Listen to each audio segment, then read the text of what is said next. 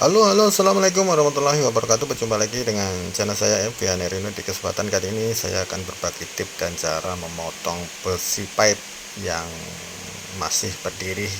Nah, ini adalah besi pipe untuk laluan pipe air ya, tapi ini bukan besi. Nah, saya gunakan grinder ya. Saya gunakan grinder ini untuk memotong pipe besi ini. Jadi kita marking seperti ini, kemudian kita potong seperti ini ya, diikut marking yang kita sudah buat untuk kita bisa memotong di bagian yang paling akhir ya, agar tidak tersangkut di besi.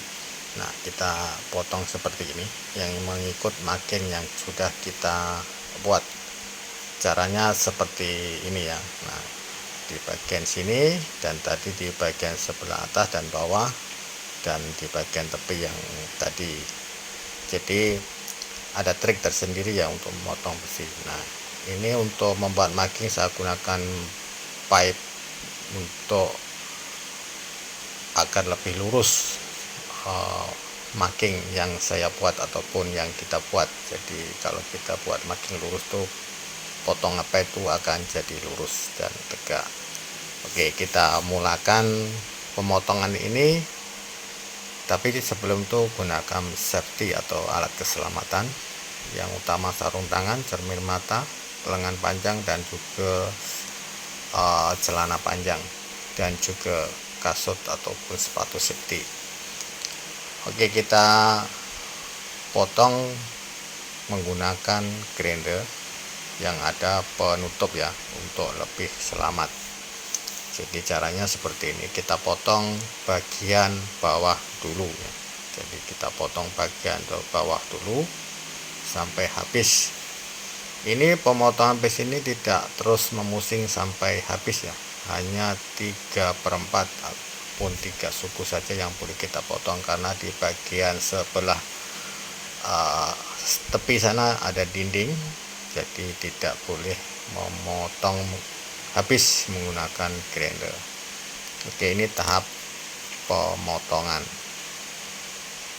Jadi tahap pemotongan itu harus berhati-hati karena ini berbahan besi dan kita menggunakan grinder untuk memotong.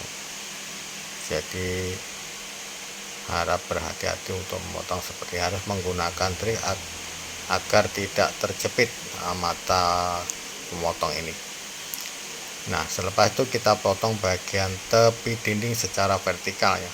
Di bagian tepi dinding sedapat-dapatnya atau sebisa kita atau sehabis kita untuk bisa merapat ke dinding untuk pemotongan ini.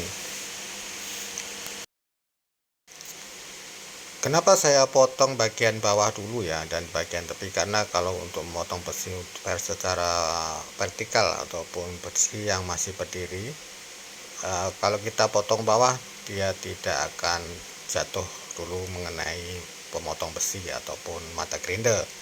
Jadi dia akan tetap berdiri atau di tempatnya. Kemudian selepas kita potong di atas, yang bagian atas tuh yang las, jadi dia akan besi itu akan jatuh ke bawah, jadi tidak mengenai bagian mata pisau ataupun mata grinder kita.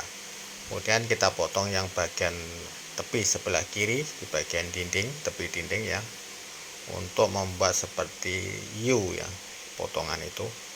Kenapa saya potong dua tempat seperti ini, membuat lebar, jadi agar makita ataupun grinder itu bisa masuk ke dalam bagian yang di bagian tepi dinding ya. Nah, setelah kita potong di bagian kanan, kiri, dan bawah, nanti kita akan potong di bagian atas. Tapi pemotongan ini jangan sampai habis, sampai dia terlepas ya, ataupun sampai terpotong habis, karena takut nanti dia besi itu terjatuh ataupun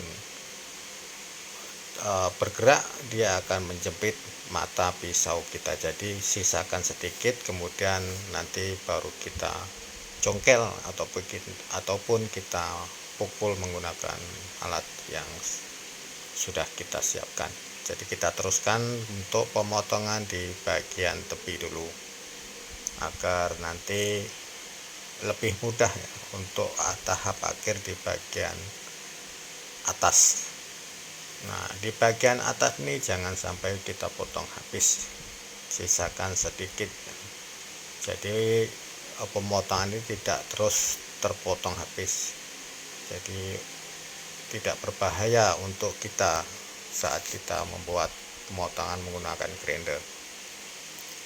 Dan gunakan mata grinder yang standar, jangan yang murah-murah ya. Jangan murah-murah tuh takut senang pecahnya itu bisa berkeping-keping. Ini gunakan yang bisa pecah hancur lah kalau boleh. Jadi kalau dia pecah itu tidak mengenai, pecahan itu tidak mengenai badan ataupun tempat lain. Kalau pecahan itu pecah hancur, dia tidak akan mengenai, efek dia tidak akan terlalu banyak karena pecahan itu terlalu kecil-kecil.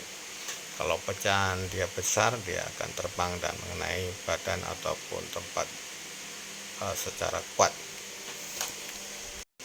Ini tutorial saya contohkan untuk pemotongan menggunakan grinder ya. Jadi pemotongan besi seperti ini boleh menggunakan berbagai alat ya, seperti gergaji mesin ataupun yang lain.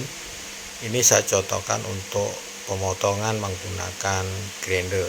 Jadi harus tahu trik dan cara dia, bagaimana kita nak memotong besi pipe secara yang masih vertikal.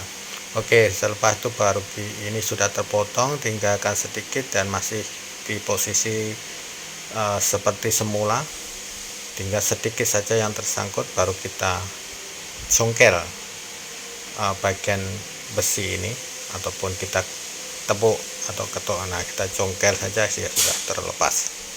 Jadi tinggal yang di dalam kita tinggal memotong lagi menggunakan grinder yang sudah bisa masuk ke bagian dalam tepi dinding. Oke, tahap selanjutnya adalah pemotongan bagian besi yang merapat di bagian tepi dinding ya. Jadi kalau kita sudah potong seperti ini, grinder itu boleh masuk ke dalam sampai bisa memotong habis di bagian tepi ya. Jadi kita potong seperti ini. Saya memilih potong bagian tengah dulu ya.